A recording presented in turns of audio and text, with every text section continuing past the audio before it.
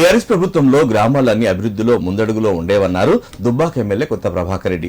రాష్ట్రంలో కాంగ్రెస్ పాలనలో గ్రామాలన్నీ అభివృద్ధికి ఆమడ దూరంలో ఉన్నాయని, పాలన అస్తవ్యస్తంగా మారిందన్నారు.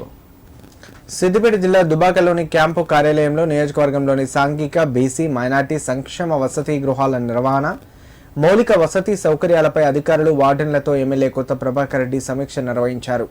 ఈ సందర్భంగా ఎమ్మెల్యే మాట్లాడారు. గ్రామాల్లో ఎక్కడ చూసినా కంపు పట్టిన డ్రైనేజీ వ్యవస్థ కనిపిస్తుందన్నారు.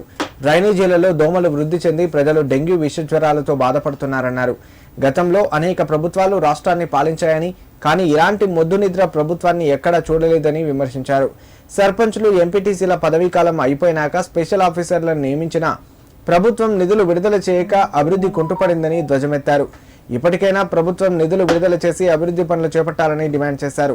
అనంతరం లబ్ధిదారులకు సీఎంఆర్ఎఫ్ చెక్కులను పంపిణీ చేశారు. కార్యక్రమంలో జడ్పీటీసీ రవీందర్ రెడ్డి, బీఆర్ఎస్ నాయకులు రొట్టె రాజమౌళి, గుండెలి ఎల్లారెడ్డి, కొత్త కిషోర్ రెడ్డితో పాటు కౌన్సిలర్లు, మాజీ సర్పంచ్లు, ఎంపీటీసీలు, అధికారులు, వార్డెన్లు, పార్టీ కార్యకర్తలు పాల్గొన్నారు. తెలంగాణలో మరి కాంగ్రెస్ ప్రభుత్వం వచ్చిన తర్వాత గత ప్రభుత్వంలో కేసీఆర్ గారు మరి పాలించిన ప్రభుత్వంకు మరి ఇప్పుడు రేవంత్ రెడ్డి గారు పాలించే ప్రభుత్వానికి తేడా అనేది మరి కళ్ళకు కొట్టొచ్చినట్టు కనబడుతుంది. ఏ గ్రామంలో పోయినా మరి అస్తవ్యస్తంగా అన్ని డిపార్ట్మెంట్లు, ఈ డిపార్ట్మెంటు ఆ డిపార్ట్మెంట్ అని కాదు, మరి అప్పటికి ఇప్పటికీ తేడా మరి బ్రహ్మాండంగా కనబడుతున్నది. సర్పంచులు పదవి విరమణ, సర్పంచులది పదవి కాలం అయిపోయింది, ఎంపీటీసీలది పదవి కాలం అయిపోయింది, జడ్పీటీసీలది పదవి కాలం అయిపోయింది. వాళ్ళ స్థానంలో స్పెషల్ ఆఫీసర్లను పెట్టి మరి గ్రామ సెక్రటరీలను పెట్టి నడిపిస్తున్నారు.